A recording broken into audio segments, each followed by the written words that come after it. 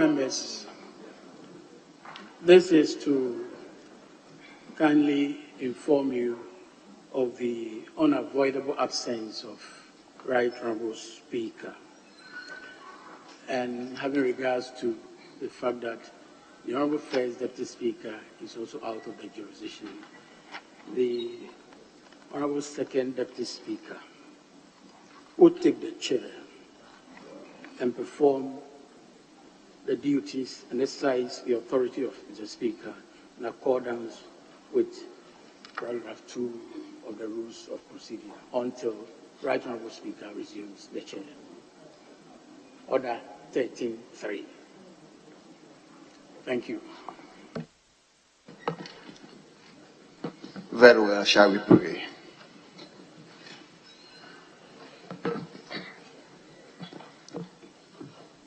Almighty God, we humbly beseech thee to look with favor upon this Parliament of the Republic of Ghana. Grant that it may perform its high duty as in thy sight. Give divine guidance to the President of the Republic, endow members of Parliament and ministers of state with discernment and vision, integrity and courage, that through the labors of government, this land and people may be well and truly served, and thy good purposes for the common human life be realized in our midst. O God, grant us a vision of our country, fair as it might be, a country of righteousness, where none shall wrong his neighbor, a country of plenty, where evil and poverty shall be done away with, a country of brotherhood, where all success shall be founded on service and honor shall be given to the deserving, a country of peace, where government shall rest on the will of the people and the love for the common good. Bless the efforts of those who struggle to make this vision a living reality. Inspire and strengthen our people that they may give time, thought, and sacrifice to speed the day of the coming beauty of Ghana and Africa. Amen.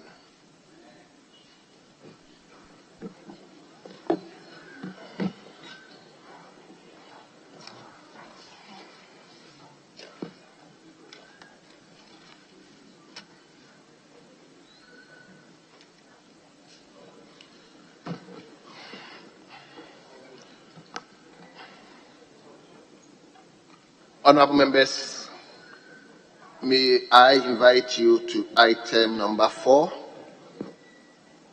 on today's order paper, that is correction of votes and proceedings. Correction of votes and proceedings.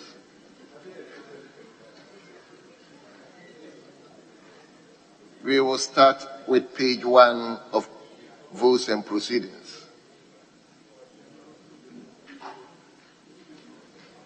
Page 2.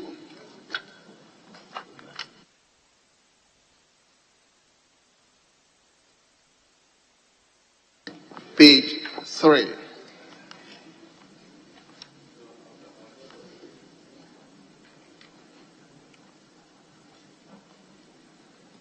Page 4.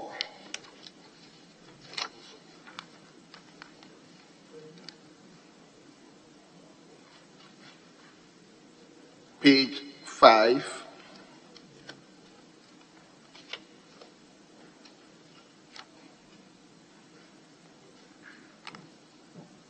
Page 6.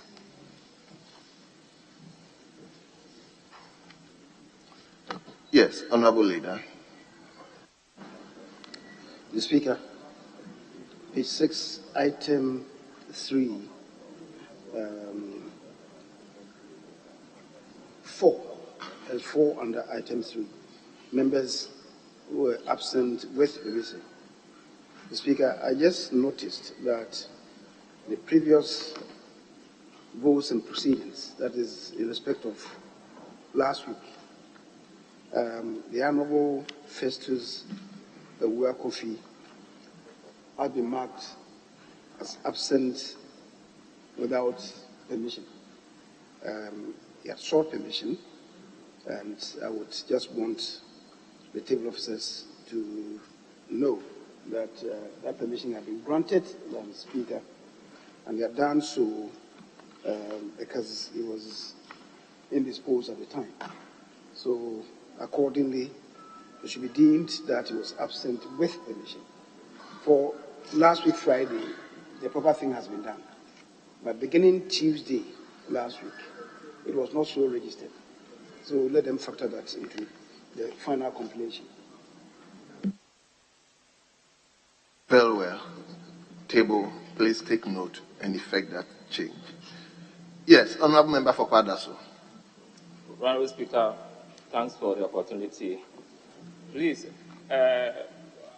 Gisela, Abutui, and I were on Commonwealth Parliamentary Association Academic Training Program from Tuesday to Friday last week, and I did hand in my leave of absence form on 21st of last month to my leader, the chiefship. But I've been marked absent on all those days, Tuesday, Wednesday, Thursday, Friday. But I did the right thing. This was an official program by Mr. Speaker. So I'll be happy with the table office does the correction. Thank you. Very well. Table, please kindly take note of it. Yes. Honourable Member for South. Ebuakwa South. Right, Honourable Speaker, I'm similarly circumstanced. The Committee on Mines and Energy went to the United States of America to engage on nuclear energy, and I was on official assignment, and I also informed the table office about my absence. But unfortunately, it was not properly captured, so absent with permission. I was released by the speakership to go. I'm grateful. Very well. Table, please take note as well of Honourable Member for Buakwa South. We move. Yes, Leader. Mr. Speaker, I was crying for a bereaved person. I didn't notice that I've also been captured as having been absent. We're fighting for other people. Without permission. That is page 7, item 44. Mr. Speaker, I sought permission, and indeed, I indicated in the permission that I sought that the other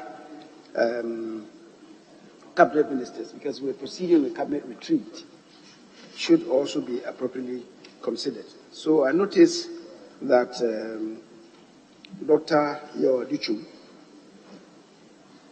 item 6 on page 6, then Dr. Free 8 on page 7, Ajimamenu 11 on page 7, Amakwata. Speaker, I said I submitted leave of absence in respect of them because I said we're all proceeding on cabinet retreat. And that was even Wednesday. And strangely, I'm seeing them here, including myself. Those are the names that I'm relating to. Then Chairman Zambonsu,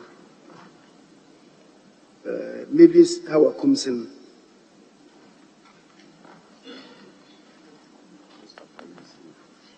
Speaker, on page 7, those are the names. On page 8, we still have a continuation of those of them, including 51, Nitiwo, Dominic, Bingham, Aduna.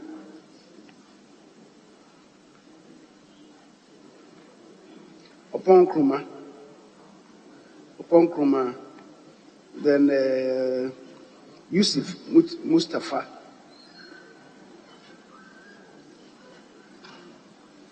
then Henry Kwoti, plus Esla Ushuekufo, Abena Osei Asari, and Dr. Matthew Pukuprembe.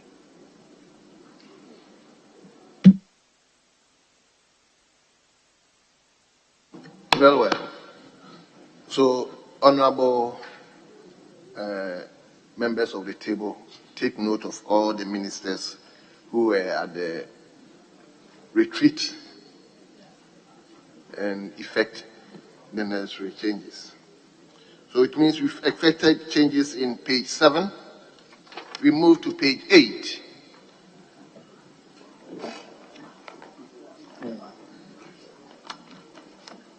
Are you on your feet? Yes, Speaker. Yes, let's hear you. Speaker, I was here on Friday, but my name has been captured under those absent without permission, which is captured on page 8, item number 45. Well, but did you sign the attendance sheet? Yeah, I did. Are you sure? Yes. Well. Table, please kindly take note of that. Thank you. We move to page 9. Mr. Speaker, here. Yes, who is on it? You wanted to speak? Yes, Mr. Is Speaker. it on page 8? Yeah, page 8. Let's hear you. Mr. Speaker, I was absent with permission, but on page 8, I've been marked absent with number 56. That's where my name is. So, actually, I wrote a note for permission of absence. I wrote a note to be absent, but I've been marked absent here without permission. Well. Table, please kindly take note of that. We move to page 9. Page 9.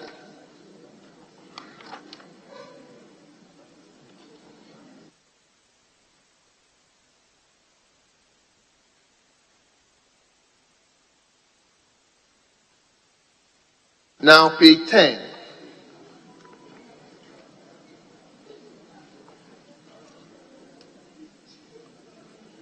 Page number 11.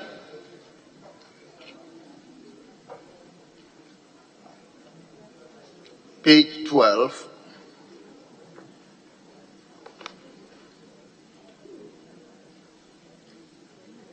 Page 13.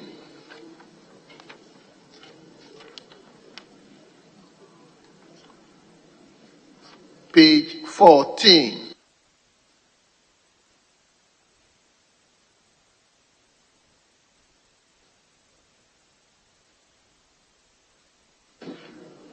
Page 15.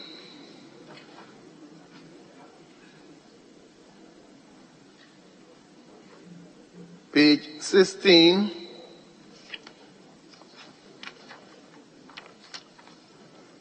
Page number 17.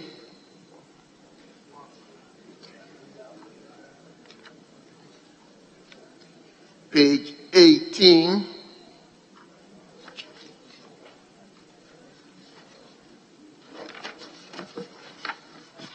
Yes, honorable member for Bill. Mr. Speaker, page 17, item number LXXII. Mr. Kofi Mensah is accountant, St. Benedict Technical Institute, Nabrongo. It's written there, St. Bernadette.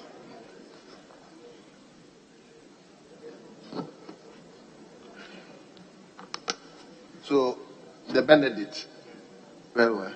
So, honorable table, kindly take note of it.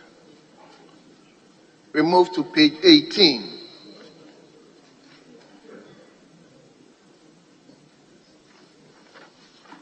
Page 19.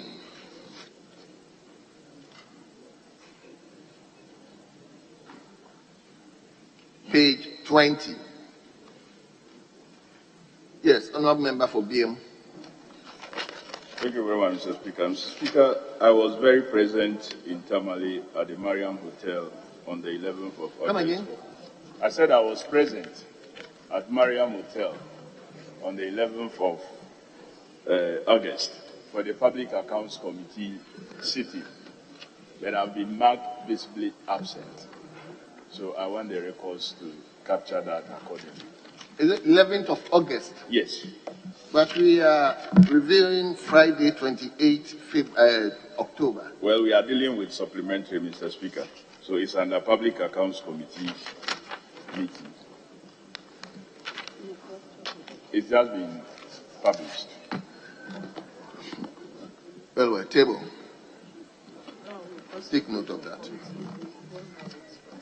20, page 21. What they submitted is what Page 22.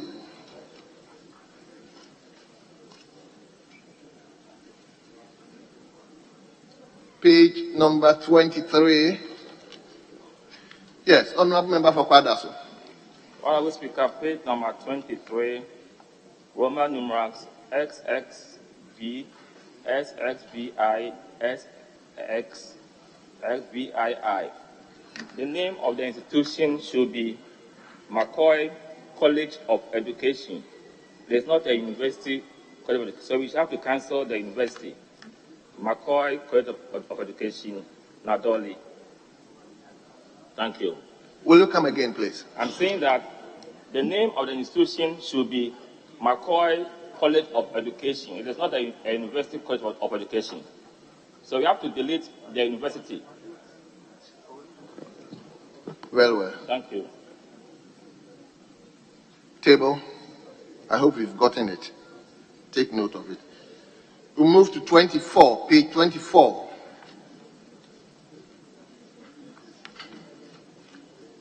Page 25.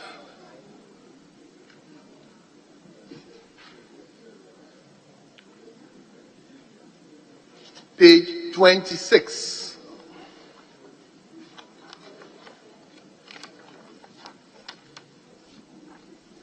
Page number 27.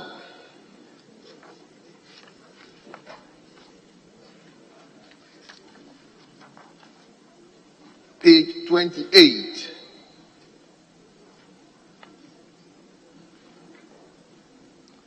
Page 29.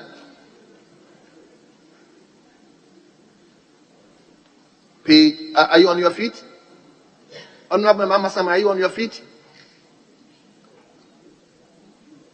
Page 30.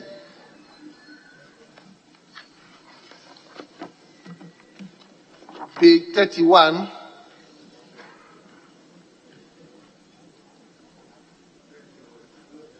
Page 32.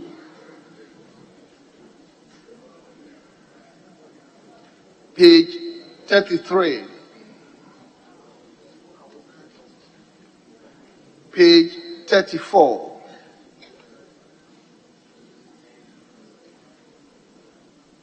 Page 35.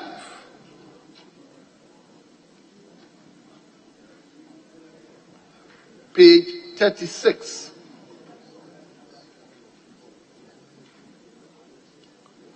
Page 37. Page 38. Page 39. Page 40. Page number 41. Page 42. Page 43. Page 44. Page 45. Page 46. Page 47. Page 48.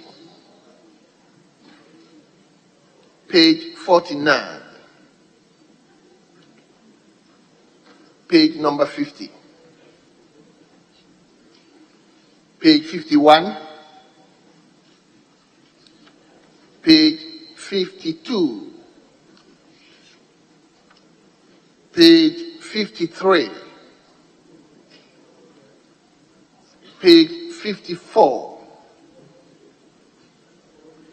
page 55, page 56, page 57, page 58, page 59, page number 60, page 61, page 62, page 63, page 64, page 65, page 66, page 67, page 68, page 69, page 70, page 71, page number 72, and finally page 73. Honorable members, in the absence of any further corrections, the votes and proceedings of the fourth sitting held on Friday, 28 October 2022 are adopted as a true record of proceedings.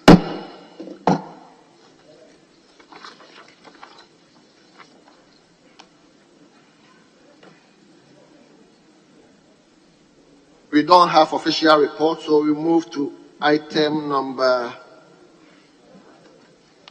5. Or leadership, are you varying the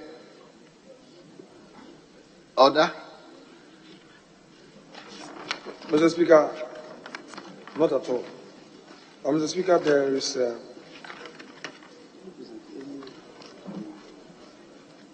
if you come to page 7 of the order paper, page 7.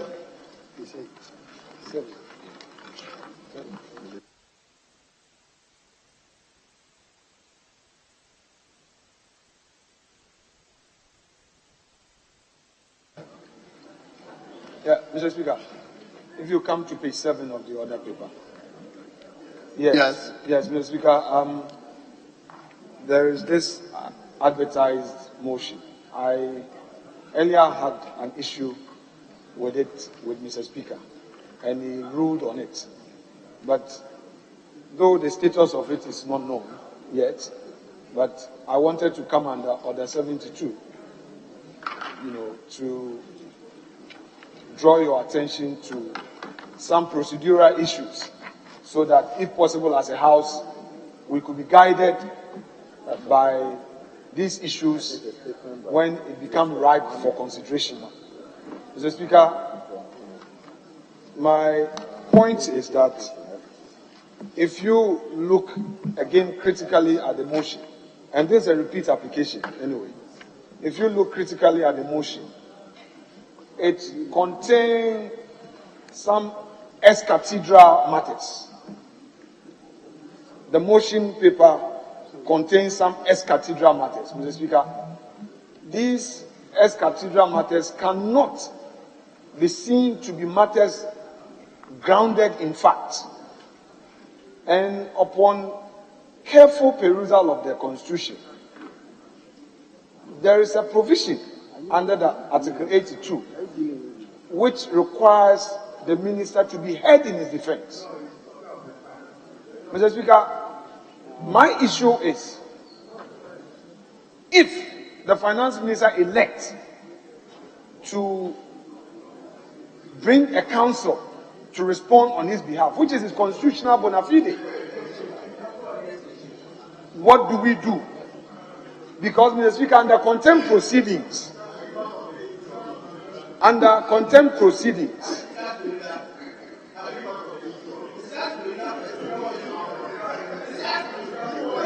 we have discussed. Yes. The Speaker, they always want to divert attention. An important matter has been raised. Let's finish with that, then we can deal with ex-cathedral issues. Mr. Speaker, the question is, if the Minister of Finance elects to exercise his rights under the Constitution to employ the services of council, how do we treat it as a house? Mr. Speaker, it is his right and his far right. And I'm drawing our attention to it so that on the day we don't meet our cul-de-sac. Because, Mr. Speaker, under our own jurisprudence on contempt, we allow the contemnor, the respondent contemnor, to be represented by counsel. And we have precedence in that. Because he is entitled to be heard. Right to fair hearing is a sine qua non thing. You cannot take it away from a respondent in a matter. So, Mr. Speaker, this advert here, there is good reason why the proponent of the Constitution said we should put it on notice. And it is good we've done that. Whilst it is yet to be mature, my view is, as a house, we should look at all the roadblocks and appropriately address them before the day comes. You and I are aware that even when questions are filed, and Mr. Speaker admits, upon the question being admitted, there's a transmission administratively to the minister concerned, which enables him to come. Here we are. We have mounted a serious matter as censure. A serious matter as censure. And the applicants have not served him, neither have they supported their motion with the basis upon which they mount the application, except to advertise some ex-cathedral matters. So all I am saying as a house, Mr. Speaker, all I am saying, no, I'm not going into that, Mr. Speaker's ruling. This is another angle I am looking at it. The last time I didn't raise the issue of Article 14. And colleagues, let's be careful here. Today, it may be you. And you may think it's okay. But if we agree on the rules of procedure in dealing with this matter, posterity will come and judge all of us. It could be Harun Edrisu tomorrow, being a minister of state. It could be Eric Opoku as a minister of state in a future government. We don't know when. And Mr. Speaker, when that time comes, Eric Opoku will have a legitimate expectation that he must be heard, because constitutionally he must be heard. Mr. Speaker, I do not think that we should allow this to remain in our order paper. The 14 days come, it becomes ripe for hearing, and then on that day, people are holding their documents, and arguing, and then you expect the minister to respond for us to vote on it, which will make him lose his office? No.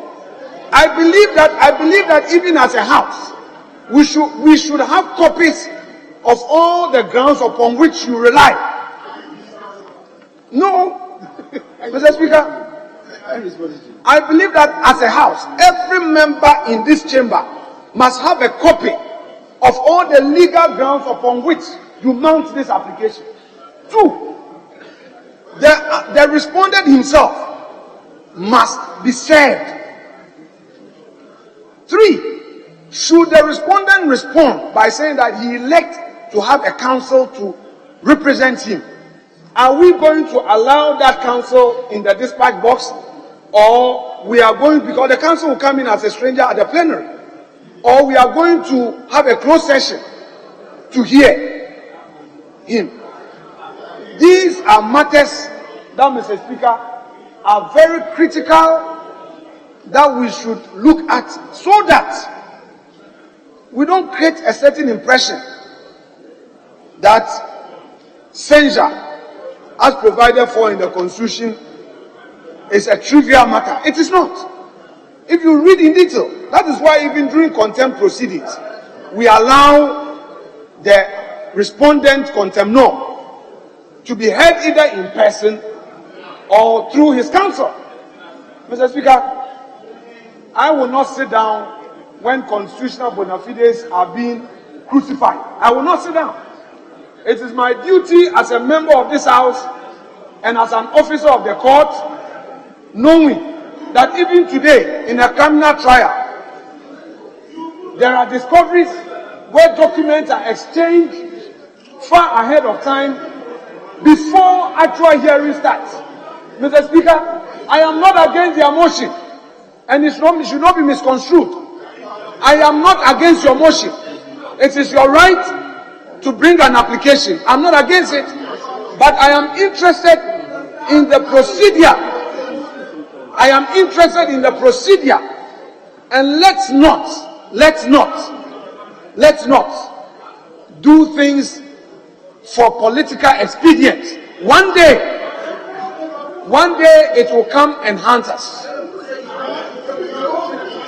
I thank you, Mr. Speaker. I've made my case, and if any member has any rebuttal well grounded in law, that member should rise and rebut me so that if I want to respond, I respond. I thank you, Mr. Speaker. Yes, Minority Leader, let's hear you. Speaker, thank you very much for the opportunity to respond to the Deputy Leader. Mr. Speaker, this House is governed by the Constitution 1992, Republican Constitution of Ghana, and by our standing orders. Mr. Speaker, the matter to which the Deputy Leader is referring to is an attempt to resurrect a matter to which the Speaker have made a pronouncement. Which pronouncement is that the motion is meritorious and competent and had been admitted by the Speaker. But Mr. Speaker, to respond to him, I will just say that the Speaker have ruled and he must show respect to the ruling of the Speaker. If he has any disagreement on the ruling of the Speaker, he knows what to do. But Mr. Speaker, ordinarily in any civilized democracy in the world, you don't even need a motion for the Minister for Finance to proceed home.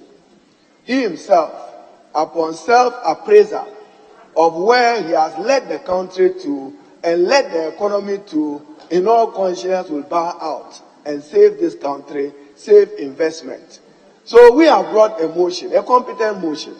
Mr. Speaker, I'm well aware that this side, we do not have the minimum threshold to succeed in essential. But I'm also well aware that voting on this matter will be secret and will be by secret ballot. And I'm aware that there are reasonable people opposite the aisle. Very reasonable. Very, I withdraw. Leader feels offended. There are like-minded persons opposite the aisle who share our position, but are afraid to be seen offending the president. Because the Minister of Finance has become his small God. His small God. He is not our God. A small God. Small God.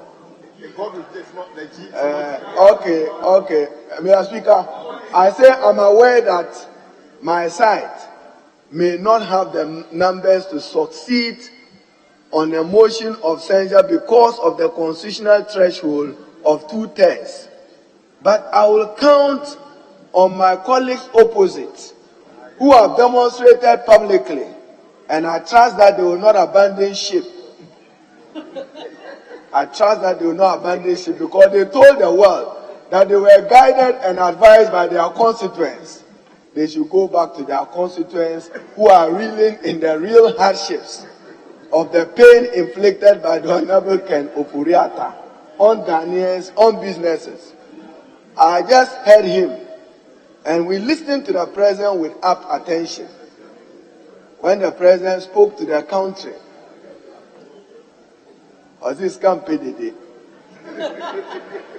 to which that money doesn't like noise. He demonstrated his proficiency in the language of Ga, Twi, and French. But Mr. Speaker, we reminded the president that categorically, he said there will be no haircut. I know that there will be some barbering, and some of the barber will be Sikampedede barber on people's investment and savings. I know for a fact. Mr. Speaker, the Constitution in Article 82 provides what to do with our motion. A motion 82.2, a motion for the resolution referred to in clause 1 of this article shall not be moved in Parliament unless condition precedent. 7 days notice has been given of the motion. Mr. Speaker, that is what we are doing. 7 days notice. The notice for the motion has been signed. We have duly signed it. The motion shall be debated in Parliament within 14 days. Mr. Speaker, I have between today and 10th November to move the motion, and I will move the motion. I will move the motion for the censure of the Honorable Minister for Finance, Honorable Ken Ofori-Atta. Those like-minded persons who will dance with us, Mr. Speaker, they will be welcome in the secret ballot. I told the majority leader that I can understand his situation. He is confronted with the witches' dance. If he dances forward, the mother dies. He goes backward, the father dies. He himself knows that the Honorable Minister for Finance is not performing and cannot perform and cannot deliver us out of the economic woes. But the witches' dance, he doesn't want to be seen trying to torpedo the man to act as Minister for Finance. But we may get there. He will go and someone will act. I've asked him. He says commitment that the man will go after budget and he will go after IMF. Do you know when the IMF negotiations will end? And after budget, we know, 31st December. Bring a formal commitment. Bring a formal commitment telling this House that the Honorable Minister for Finance will, by 31st December, bow out in conscience that he has trashed the Ghanaian economy. But Mr. Speaker, as for this motion, I am determined so long as I live and I'm alive. And I've issued a 9-line whip 3 times 3. All my members, even if we are defeated on this motion, we will be defeated in honor and in dignity, standing with the Ghanaian people who are suffering the economic mismanagement and the economic incompetence of Ken Ofori-Atta. Ordinarily, he should not even wait for this House to censure him. Ordinarily. Gallantly home. Even salt, the price of salt have gone up, Mr. Speaker, salt. Mr. Speaker, so Speaker ruled, and I think that we should stand by the Speaker's ruling. As for Deputy Leader, I have good intelligence on you. Ask Leader. When I frighten him small at business committee, you people somersaulted. You somersault again. Thank you, Mr. Speaker. Yes, Leader, let's hear you. Mr. Speaker, I agree with the minority leader that once the Speaker has admitted a motion, it is a competent motion before the House. I would have thought that such motions would pass through the usual channels, the business committee, for us to program say. But the business committee doesn't do anything about it. It appears somebody is sitting somewhere and directing affairs that this should go to some unseen hand. But, the Speaker, I agree with him that it is a competent motion before the House. And in the fullness of time, whatever must be done to it will be done to it. The Speaker, the minority leader is insistent that where we are in a witch's dance. If we dance forward, we may lose our father. If we dance backwards, we may lose our mother.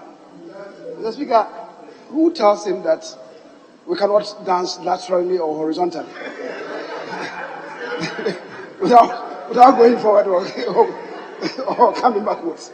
Who tells him that? He must define his coordinates well. To the extent that we have a backwards dance and a forward dance, there's a lateral dance and a horizontal dance. He must be aware of that. Mr. Speaker, the minority leader is saying that he wants some assurance that maybe the finance minister may leave on the 31st of December. And if he has that assurance, he may think that it may not then be necessary to pursue this. It's a window of opportunity that is creating. Mr. Speaker, we are in dialogue, we are talking, we are trying to see the best way forward. And so we continue to dialogue. But having said so, Mr. Speaker, I think the point, and let me admit that we are not there yet, that is beginning the debate on this. If I heard the deputy leader well, he's raising a principle and indeed a fundamental issue that yes, as the minority leader is indicating, per Article 82 of the Constitution, the motion shall be debated in Parliament within 14 days after the receipt by the Speaker of the notice of the motion. And 4 says a Minister of State, in respect of whom a vote of censure is debated under clause 3 of this article, is entitled during the debate to be heard in his defense. And he's saying that if the minister elects to be represented by counsel, what happens? Because that counsel cannot be heard in plenary. I think it's the issue that is raising. The Speaker, you would juxtapose this with the provision in Article 69, clause 7 of the Constitution, which is on the removal of the president. Now, in respect of that, 69 clause 7 provides that is, if a motion should come to Parliament for debate against the president, then the Constitution provides the president shall be entitled during the proceedings of the tribunal or the medical board to be heard in his defense by himself or by a lawyer or other expert or person, as the case may be. That is, you are talking about, the motion having been occasioned by health considerations. But if it has to be, before any commission, the president must be heard, and be heard by himself or by a lawyer. Mr. Speaker, indeed, Article 12 of the Constitution also provides, and 12.1 says, the fundamental human rights and freedoms enshrined in this chapter, fundamental human rights, including the right to be heard, and the right to be heard by the person himself or through a lawyer. 12.1 says, the fundamental human rights and freedoms enshrined in this chapter shall be respected and upheld by the executive, the legislature, and the judiciary. So we are bound. We are bound to accord this right to anybody who is accused. That is the point that's being made by the deputy leader. So it's a distinction with a difference. And I thought that should register. The Speaker, but I'm aware that the Speaker has already given a direction on this, that you should stand this down, and I think until he returns. And he's coming on the 9th, and it's been programmed for us to make progress on this on the 10th. Let's wait until the Speaker comes. However, there are matters that are very germane that should concern all of us. That's the point being raised by the Deputy Majority Leader. And I think it contains profound sense that indeed should offer itself to us for consideration. Mr. Speaker, thank you very much. Thank you very much. Thank you, Honorable Deputy Majority Leader, for your submission. Of course, I appreciate your advocacy. But the issue regards to the censure motion has already been discussed. At that time, last week, I was here when you raised these same issues, and Mr. Speaker ruled that the motion was proper.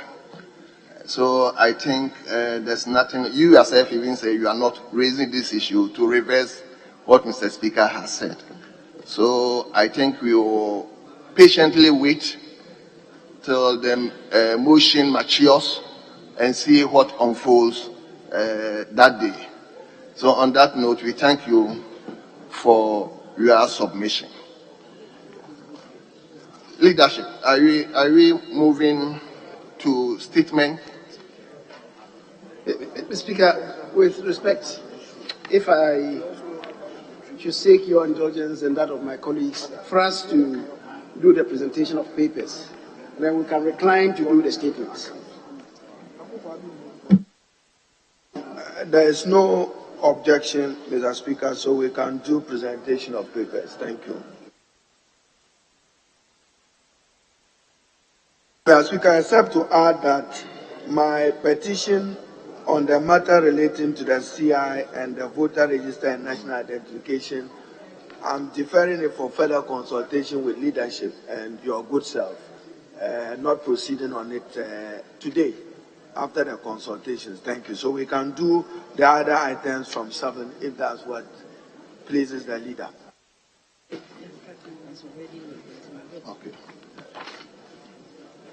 Honorable members, may I respectfully invite you to page 3, item listed 7, presentation of papers. So it means we are going to public business. Presentation of papers. We will begin with 7A. 7A, the minister responsible for food and agriculture. Babaru. Mr. Speaker, with respect, the Minister for Food and Agriculture, the Minister for Fisheries and Aquaculture, and the Minister for Railways Development, and also Energy, they are in a meeting now. So if I may seek the indulgence of the Honorable Minister for Chieftains, who is here with us, to present these papers on behalf of the minister so listed. Yes, Leader. Mr. Speaker, there should be no difficulty with the leader doing so for the Minister for Fisheries and Aquaculture and the Minister for Railway Development. But in respect for the Minister for Agriculture, assure me that he is not somewhere campaigning and you want to do his work for him. And then whether he is not continuously even using state resources for the purpose of his failing campaign. Assure me. But the rest you can proceed, including energy. But the Honorable Minister for Agriculture, he is on a frolic of his own somewhere campaigning. So where is he? The Speaker.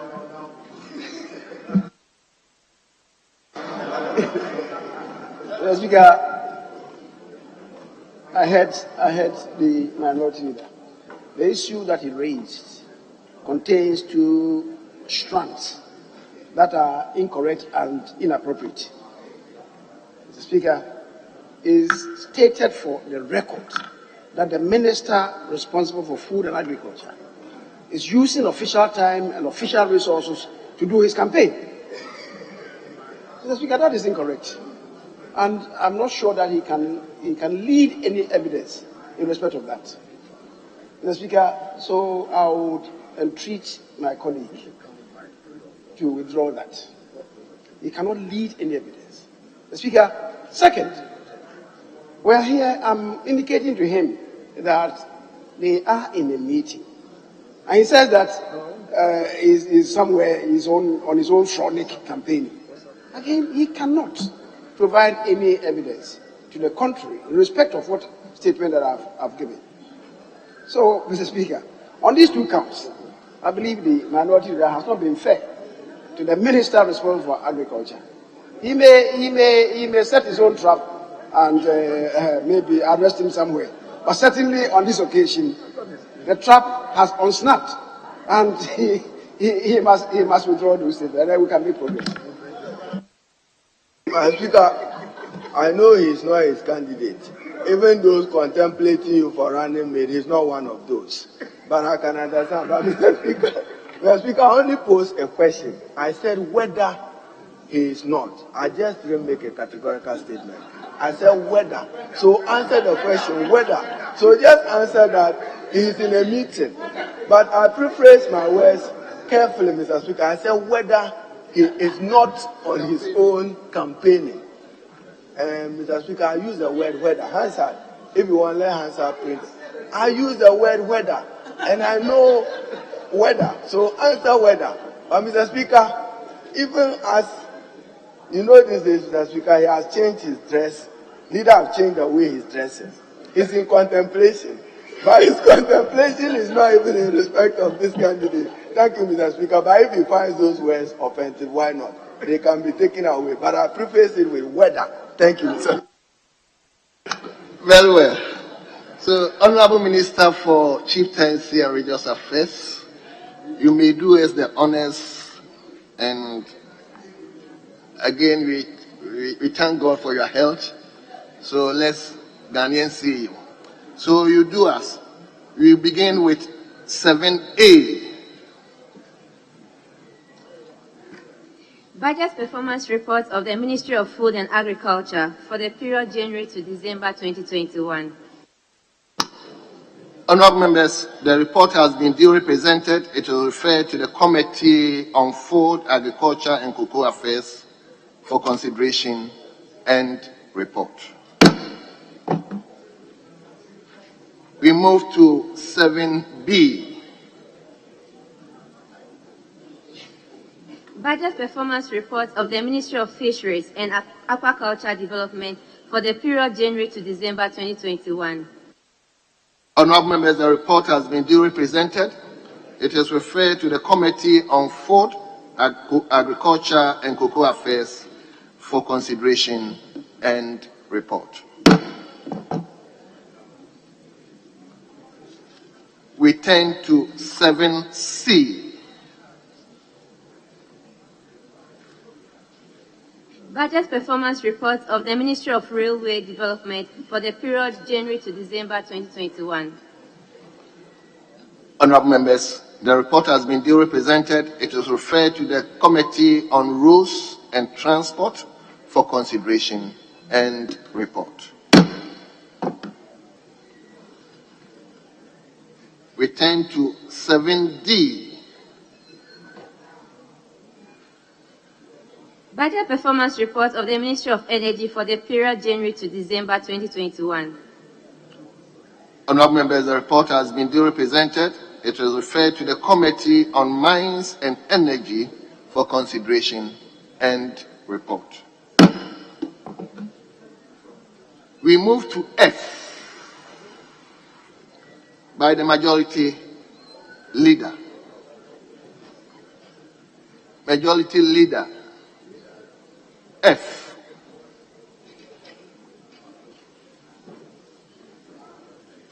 Budget performance report of the Public Services Commission for the period January to December 2021.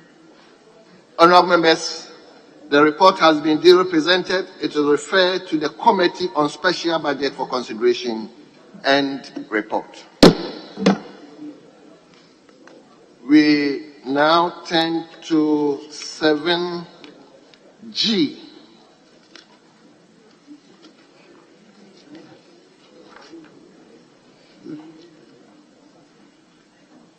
Oh, sorry. 7FII. Budget performance report of the National Development Planning Commission for the period January to December 2021. Honourable members, the report has been duly presented. It is referred to the Finance Committee for consideration and report.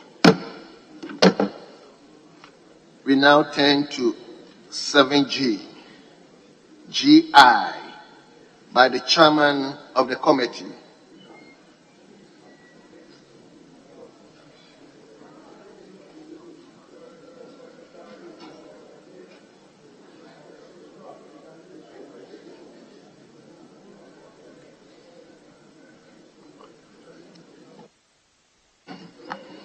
Yes, leader.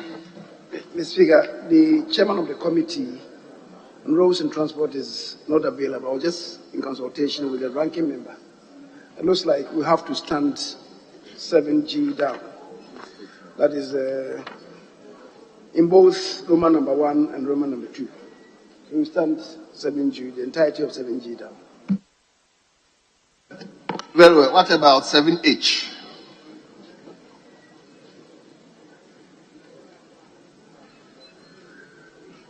Mr. Speaker, the Finance Committee chair is also not here, and the other members are also not here. So maybe we can stand that one down as well.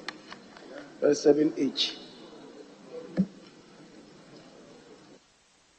Very well. Yes, leader. Speaker, I heard leaders saying we can go to statements. A while ago, Dr. Kobna Donko, who runs the Committee on Employment and Social Welfare, was looking around to see if the chairman of the committee was around. Motion 8 and 9. So probably, Mr. Speaker, you can take note of it for tomorrow because they've been on the banner for some time. So that tomorrow, 8, 9, 10, tomorrow we can get those motions moved. Thank you, Mr. Speaker. But is the chairman around? No. So tomorrow, Mr. Speaker, leader says you can revert to statements now. Leader says you can revert to statements now, with the assurance that tomorrow we can take those motions standing in the name of the Employment and Social Welfare and State Enterprises Committee. Thank you. Very well.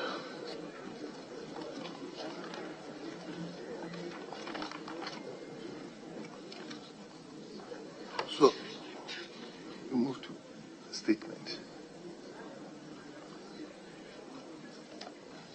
So, Speaker, I guess we can go back from public business. We can recline now to do statements. Yes. Honorable Member for Old Tafo constituency. Honorable Member for Old Tafo constituency, may you rise to give your statement on the current economic woes.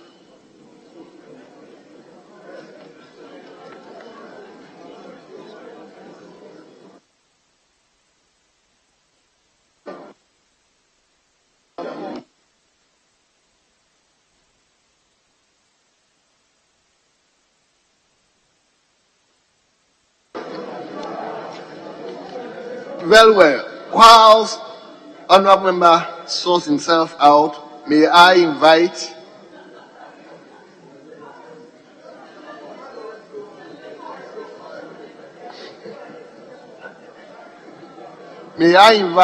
a member for Kintampon North constituency, Honorable Joseph Kwame Kuma.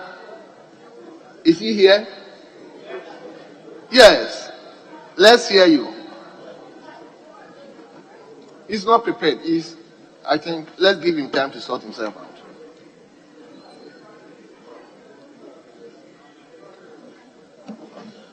Thank you, Mr. Speaker, for this opportunity to do this statement.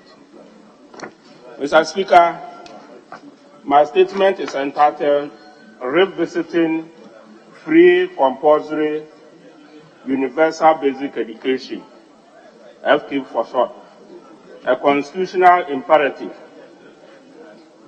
Mr. Speaker, FQ is defined as free compulsory universal basic education. This educational program saw implementation in 1995 under the late Jerry John Rawls administration, and further implementation boosted in 2005 in 2005 by the SY Kufuor administration. The focus of the program was to achieve a high rate of children going to school after attaining school-going age for free without any cost bearing to parents or guardians.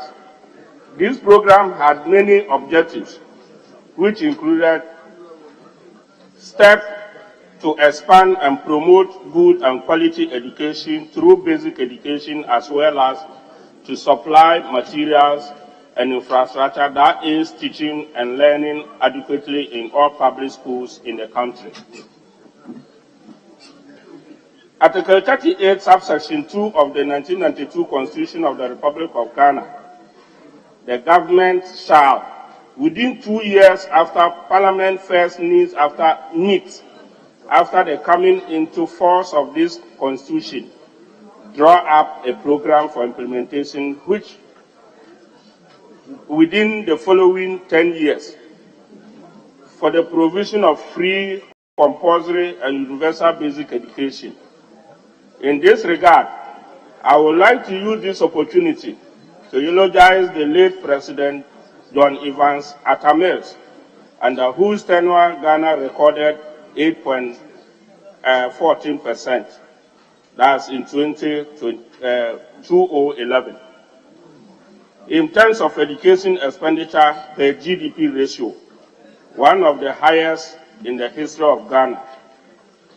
Recently, Ghana allocated 3.6% in 2021 and 3.5% in 2022 of its GDP to education, which are below the UNESCO threshold of 4%. Mr. Speaker, expenditure on basic education declined by 15 percentage points between 2008 and 2020 to the advantage of other subsectors, especially secondary education. For instance, while basic education expenditure has a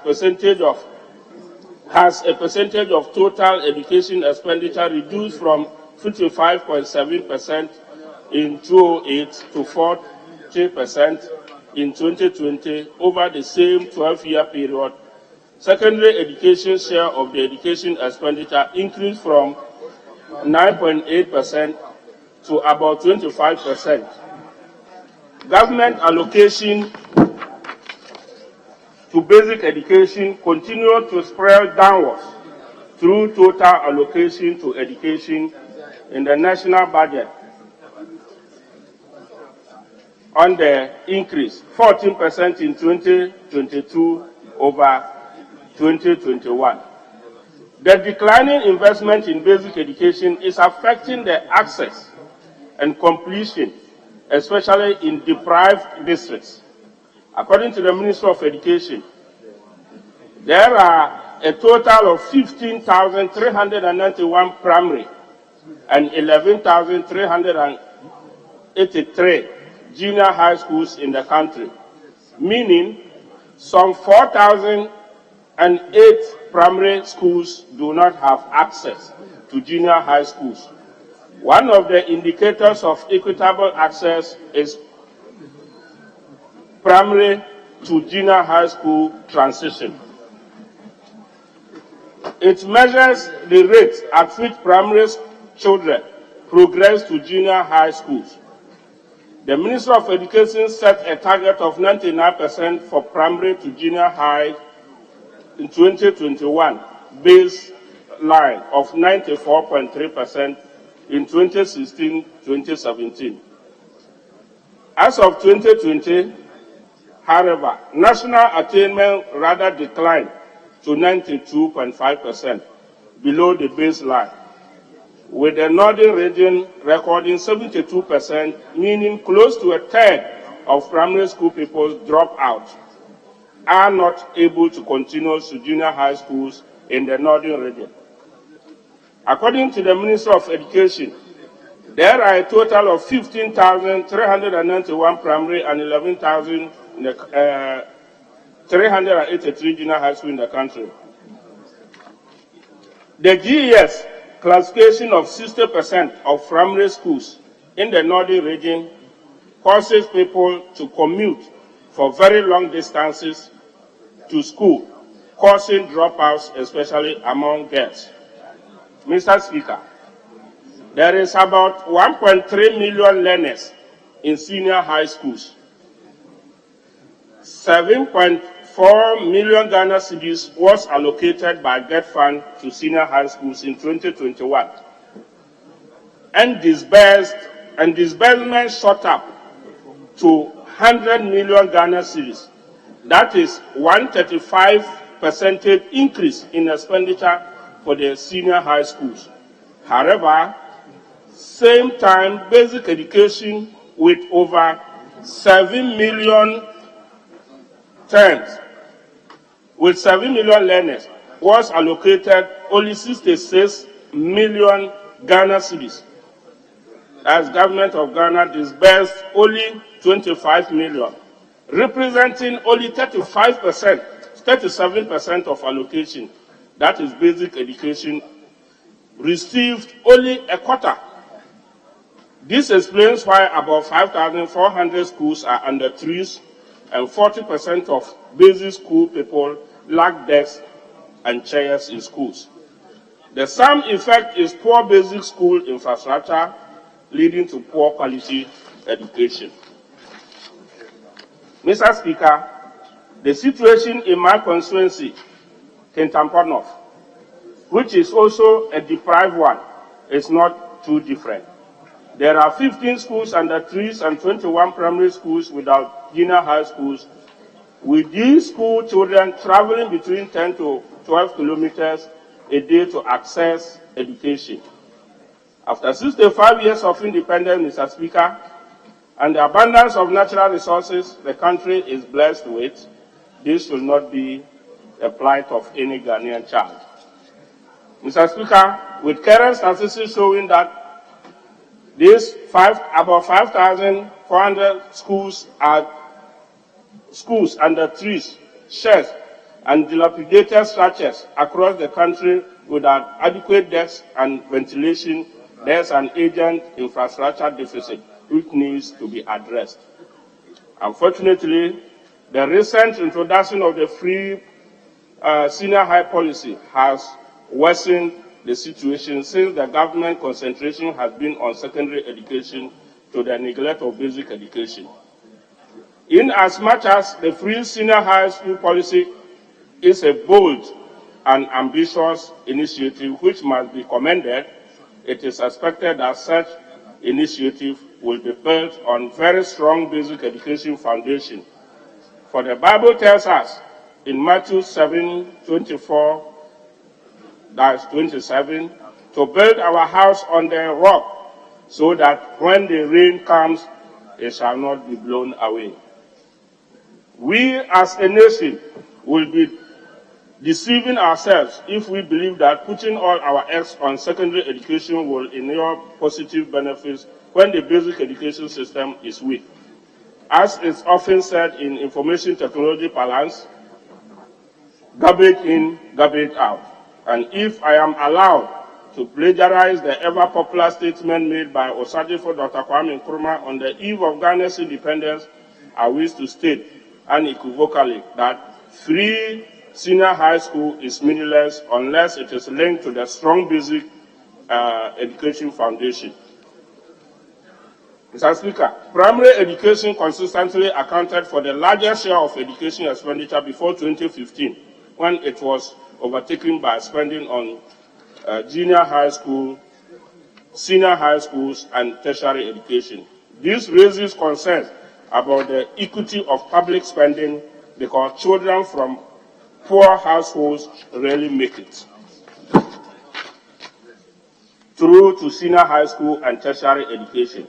With about 22% of students not being able to complete junior high school nationally, as of 2020, there will exist huge gaps in terms of access and completion of basic education, meaning significant number of children who will not be able to benefit from the free senior high school policy because they are unable to complete their basic education.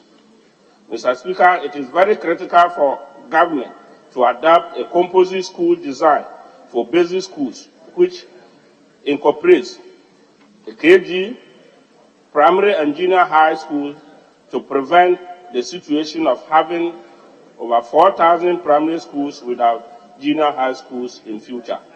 Second, the Ministry of Education must develop an infrastructure plan to provide all primary schools with junior high schools by 2025, as the ministry is currently in the process of developing new medium-term strategy for the period 2022-2025. Mr. Speaker, considering that 67% of the current education budget goes to payment of salaries and 25% on goods and services, the remaining 80% for capital expenditure is woefully inadequate to bridge the existing gap. It is important to note that the already meager 8% for infrastructure covers all levels of education, namely basic, secondary, and tertiary levels. This, coupled with the capping of the securitization of the GET fund receivables, has also drastically reduced the total available funding for expansion of education infrastructure. This clearly shows how gloomy the picture looks in terms of bridging the infrastructure gap in order to expand access at the basic education level. This is why I make the clear call on the Ministry of Finance to uncap the GET fund and free resources for financing the construction of junior high schools in all primary schools, especially junior high schools in deprived districts, where close to 30% of primary graduates are dropping out due to the lack of junior high schools. Mr. Speaker, I would like to sound this caution that until we build a strong foundation in terms of quality, accessibility, basic education, and investment into free senior high school education will come with the little returns the nation needs. Thank you, Mr. Speaker. Thank you very much, Honorable Member. Honorable Members, I'm inviting two from each side, including leadership. Two from each side, including leadership. Let me first and foremost come to member for Padaso. Honorable Speaker, I'm grateful to you for the privilege, opportunity for me to contribute to the statement made by my colleague on the other side. If I heard him correctly, his statement was based on F-cube, free compulsory universal basic education. Mr. Speaker, I agree with him in some respects. For example, the need to build this policy, which is a constitutional provision on a strong or robust basic education. For me, there's no brainer in this. But the impression should not be created as if free compulsory universal basic education, F-cube, is not being done well. Because if the argument is that the free senior high school policy is meaningless, as he said, unless it is linked up to a strong basic education, then by extension, he is even indicting our entire school system, the basic, secondary, and also tertiary. Because if the basic is not strong, as he's alluding to, then it means that at the tertiary level, we wouldn't have students who have the quality to be there. I think that the focus rather should have to be on, for example, access. We are talking about the fact that basic education must be universal, free, and compulsory. How do we ensure access? For me, that is very important. Access in rural areas. How do we ensure that most of our kids, or all of our kids in rural areas, get opportunity to have education at that level? Areas that are deprived or vulnerable areas, how do you make sure that we make provision for them in terms of providing infrastructure for them to have education? Because the more we open up access, the more we are making sure that most of our kids who are left behind get opportunity to be educated. I mean, that is the focus, that should have been the focus of his statement, and not to attack a policy like free senior high school that also has benefits. I wouldn't stand here and come to the conclusion that everything is all right with the free senior high school. I wouldn't say that because I'm a pragmatist. There are issues, but there are gains. We must also talk about the gains. what had Christian High School achieved for those rural areas who wouldn't have got the opportunity to attend some of the prestigious schools. It's a benefit. The access that has been created for over 1.2 million people, it is a plus. Let us applaud it. So if you say that the policy is meaningless, unless it is linked up with strong basic education, then, Mr. Speaker, you are not being fair to the Ghanaian people. I agree that education is the engine of growth and development for every country. So all that we have to do as a nation to ensure that everybody gets education should be the focus of every government. And I think that this government has taken the challenge and is pursuing this agenda to ensure that we have a literate, determined youth who can help us to navigate ourselves away from the challenges that have bedeviled us over the years. Mr. Speaker, in this country, we have always had issues in almost all the sectors of our economy. Education is no exception. Without free senior high school, there were issues in education, but we couldn't resolve all of them. So on this policy, there will be issues. Talk about the gains. Don't rubbish the policy. For me, that is the focus I want us to approach interventions and policies that we introduce into this country. In applauding him for the effort of making this statement, parental involvement is also key when it comes to FQ. How are we encouraging parents? There are some parents who think that because they are poor, they shouldn't even educate their children. But you don't have to be rich to educate your children. You must tell the parents. Parents in rural areas, the children on our market. How do we encourage them that if you sacrifice and educate your child, you are producing the next president of this country. You are producing somebody who can help us have a bright future as a country. This should be the angles that we need to be looking at. The Speaker, in this life, everything, every policy, everything in this life have two sides. Positive and negative, everything.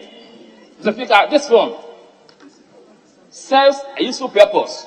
It can also serve a devastating purpose. Does it mean that we have to throw away the phone? We must cash in on the positives and reduce the negatives. That is how we build societies. Mr. Speaker, on that score, I want to thank you for the opportunity for me to add my voice to my good friends' statements and implore governments and those in opposition, our friends, to come together and ensure that Ghana wins. When Ghana wins, all of us wins. When Ghana fails, all of us will fail. Thank you, Mr. Speaker, for the opportunity. I'm grateful. Thank you very much, Honorable Member. Let me give the opportunity to the ranking member first. So, ranking member for the case. Thank you, Mr. Speaker. Thank you for the opportunity given to me to comment on the statement made by the member for Kintampo North, Honorable Joseph Kwame Kuma, on the compulsory universal basic education as part of our constitutional requirements. Mr. Speaker, basic education is the foundation of education in this country. Without basic education, you cannot build upon it. That's why it is very, very important that the necessary attention is paid to basic education in this country. But, Mr. Speaker, my observation over the years, and in the last 6 years or so, or 7 years, is that attention has been shifted from basic education to the secondary and the tertiary levels of education. This is because budgetary allocation to basic education is dwindling, is falling. And if much attention is not paid, then we'll have a problem there. This is because the number of learners at the basic level is higher than those at the tertiary and the secondary level.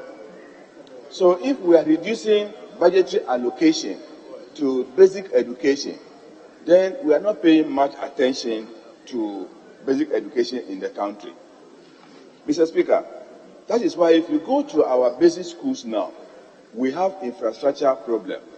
Many of our schools are operating under structures that are not good.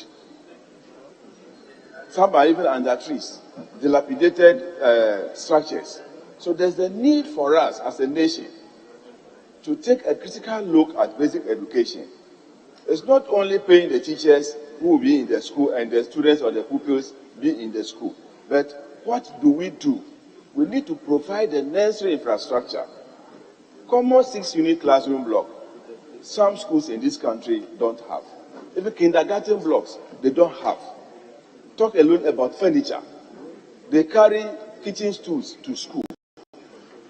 And I'm sure many of us have been seeing this on television. And as a nation, at this time of our independence, we don't need to be seeing those pictures on our television sets. We must do something about it as quickly as possible. Mr. Speaker, years ago, those of us who attended school in the villages, we did very, very well. But these days, it is the reverse. You would rather see those in the cities now doing better than those in the rural areas. Because the conditions in the rural areas have worsened. And teachers are not being motivated to work hard in the rural areas. So, Mr. Speaker, I agree with the maker of the statement that attention must be paid. But it is a collective effort that we need to do so that we can change the narrative at the basic level. Mr. Speaker, if you look at the funding of our schools, every year we have budgetary allocation for capitation grants. For almost 2 academic years now, Mr. Speaker, the capitation grant has not been going to the schools. And these are sums of money that they use to do minor repairs, buy some materials for the schools. But the Ministry of Finance is not releasing funds to the Ministry of Education to disburse to the schools for the payment of capitation grants. So some of the heads of the schools even manage the schools from their own pockets, from the meager salaries that are paid to them. There is a need for us as a house to put pressure on the Ministry of Finance to make sure that at least the capitation grant that is needed to run the basic schools is released to them. Mr. Speaker, there is also the need for accountability at the Ministry of Education. The Ministry of Education is one of the ministries that benefits from donor funding. We have the Ghana Accountability Learning Output Program, GALOP. Much money is sent there by the donors like the World Bank. How effectively and efficiently are we using those funds? And are we monitoring as a ministry, are we monitoring the disbursement of such funds? Because if donors give us money and we don't even provide audit report in time, so that will encourage them to give us more, then I don't think we are doing any good to this nation. So, Mr. Speaker, we as a nation must wake up, and the Minister for Education, the Ministry of Education must lead this fight so that we will be able to restructure our basic education system, not making it a 6-year secondary or 3 years junior high school, but the provision of facilities that they need so that they can do better. Because if we don't give them the foundation, even if they go to the senior high school, they will not be able to do well. Because we go to the rural areas now, even how to read is a very big problem in our basic schools, and we need to fight that from now, headlong. Mr. Speaker, I thank you for the opportunity. Yes, thank you very much. Yes. From which constituency? Thank you. Thank you, Mr. Speaker. for giving me this opportunity. Very Speaker. To contribute to this very important statement. Honourable Member, I was just asking your constituency. People at Timokwa in the Central Region. Very well. It is a constituency that we enjoy two paramountcy. Once you get to Timokwa, you definitely will see the difference. Thank you, Mr. Speaker, for the opportunity to contribute this very important statement made by my friend, very good friend for that matter. Mr. Speaker, if you listen carefully to the statement made by my friend, he's talking about revisiting the basic education in our country and to make sure that we build a foundation that better, education can be attained by our country. Mr. Speaker, the infrastructure aspect of our basic education, you know it, I know it, that it is not good at all. Not long ago, His Excellency Professor Mills' time, there was this program of trying to eliminate schools on the tree. Mr. Speaker, if you come to my constituency, there are so many of these infrastructures that are left to rot. Some of them are 6 classroom unit blocks, 12 classroom unit blocks, that the contractor starts. And then for some, whatever reasons, they are left to rot, they are not completed, the kids are not having access to those infrastructure. Mr. Speaker, these are the things that we're talking about, and it is very serious.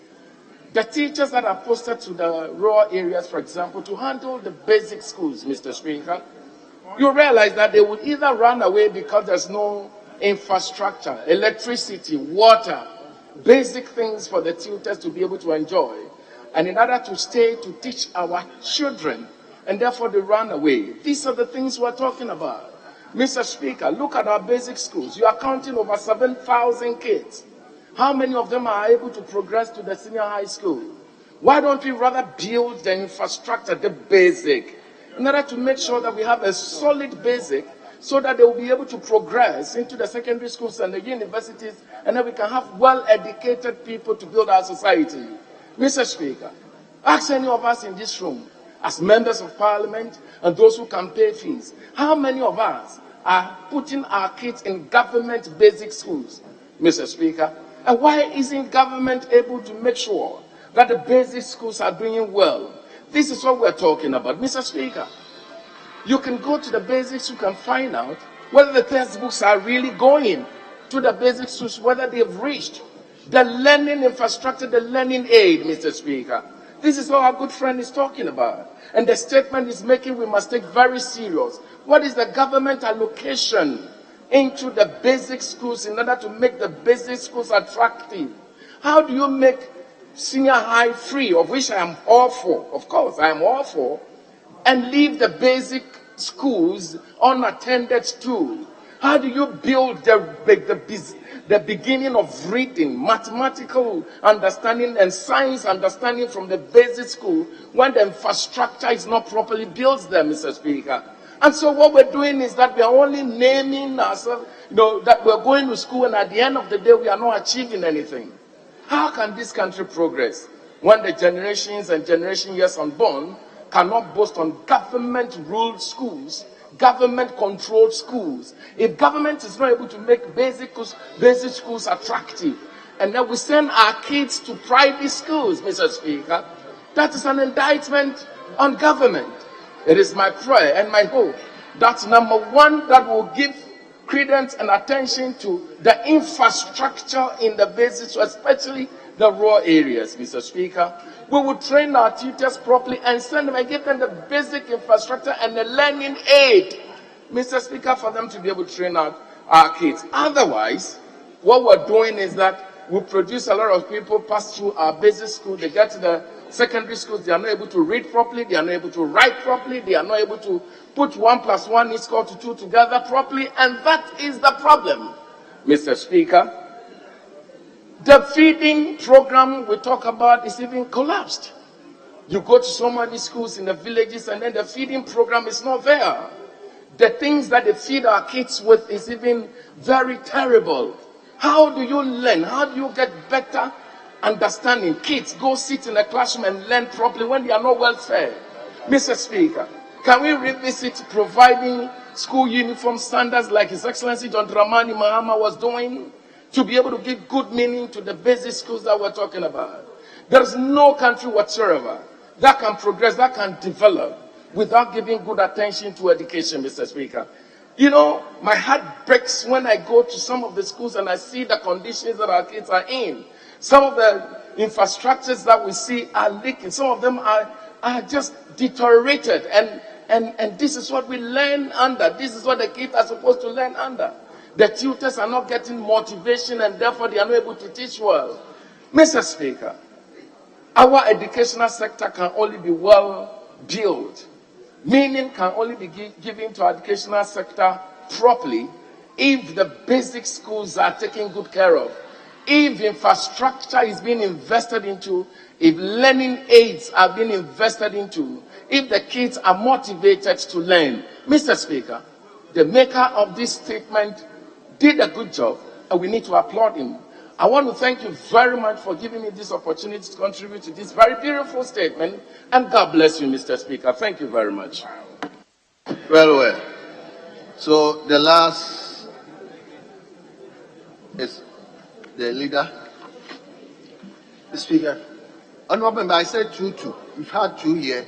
And the Speaker, thank you very much for the opportunity to also support the statement that has been read by the Honourable Member for Kintampo North.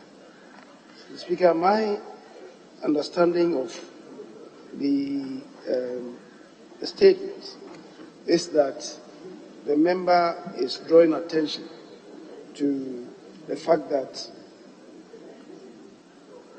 investment in infrastructure that should really propel the free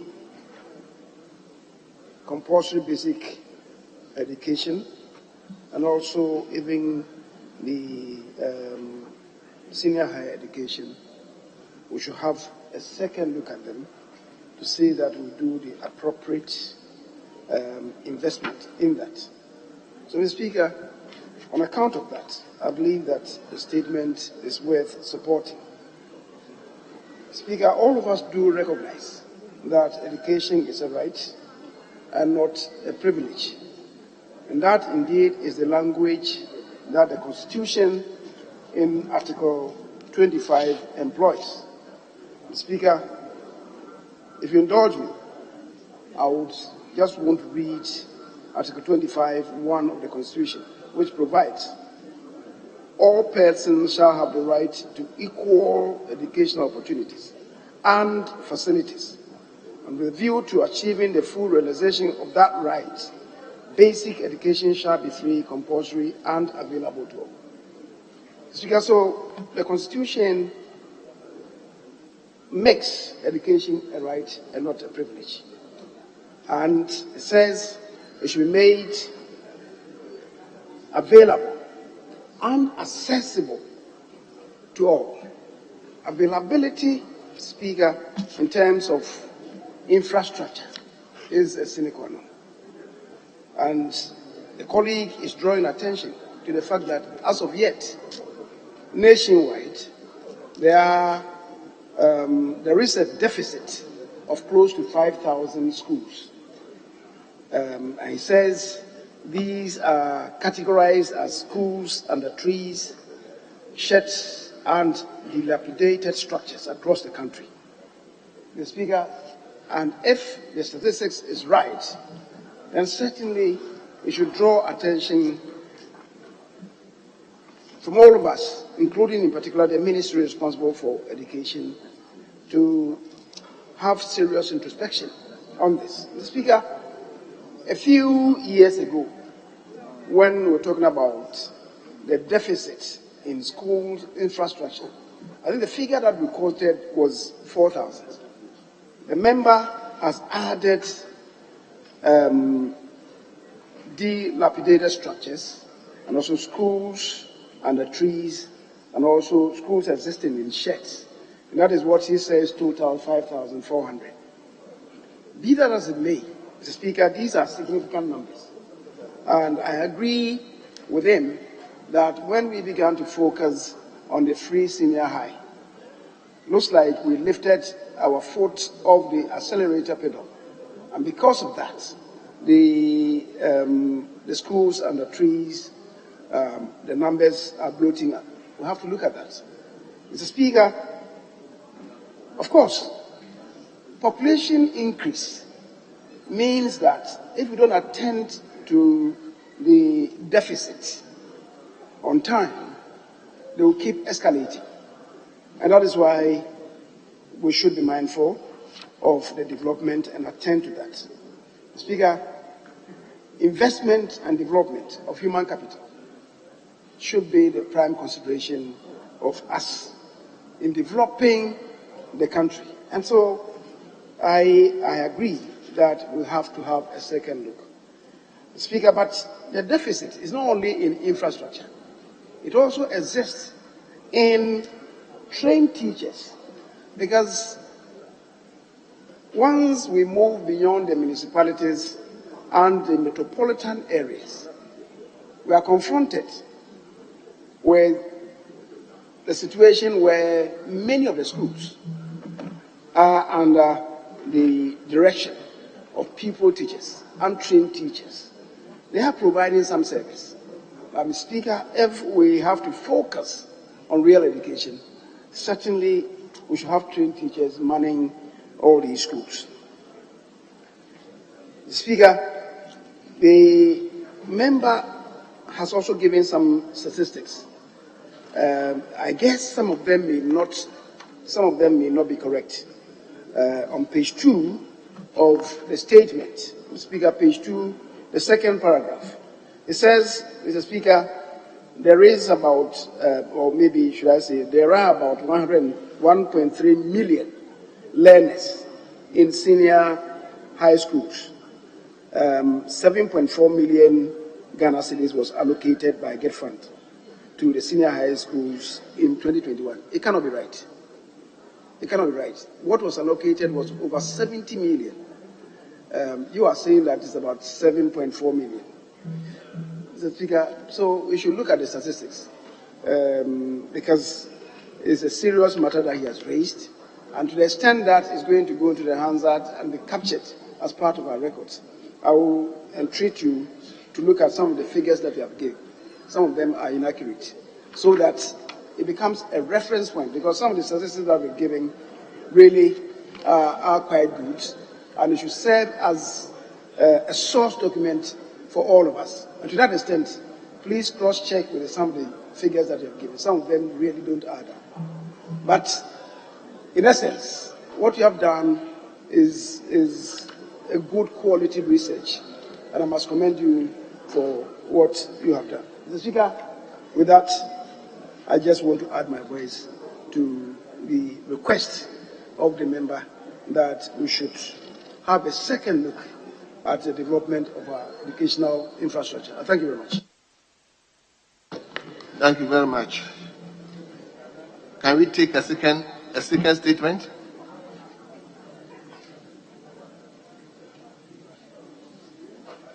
Mr. Speaker, I thought we gave an indication that there are 3 statements.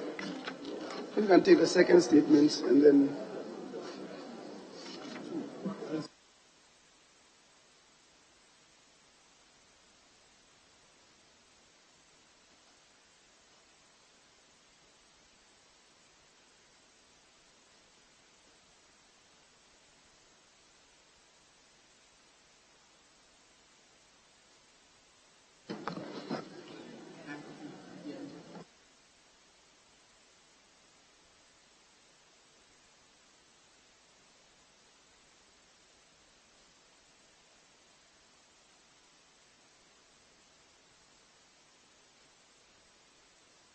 Very well.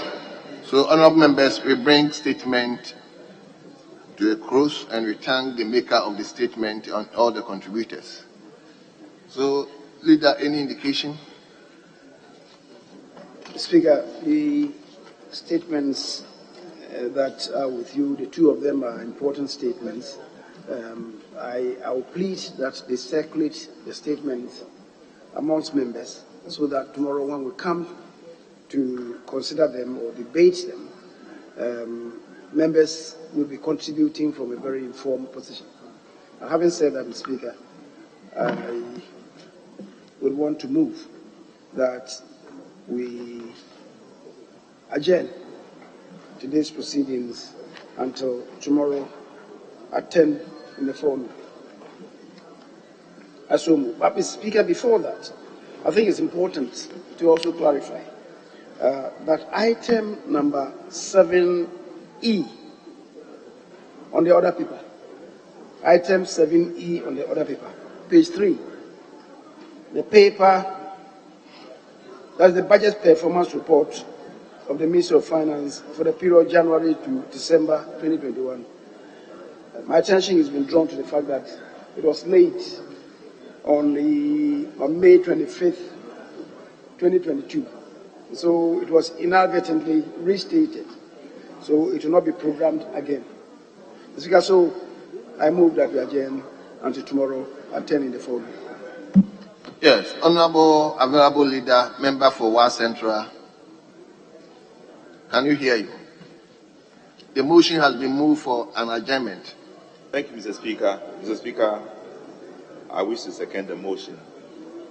But to indicate that the reference made by the Majority Leader about the incorrectness of a statement he made, he has adequate references upon which he made those statements. So he's wondering how it happened. But Mr. Speaker, in the absence of any other business, I second the motion. Very well. Honorable members, the motion has been moved and it has been seconded. The question is, as many as are in favor that the House is adjourned to tomorrow 10 o'clock in the forenoon, say aye. All those against, say no. Honorable members, it's obvious the ayes have it. The House is accordingly adjourned to tomorrow 10 o'clock in the forenoon. I thank all of you for your cooperation, and the House stands adjourned.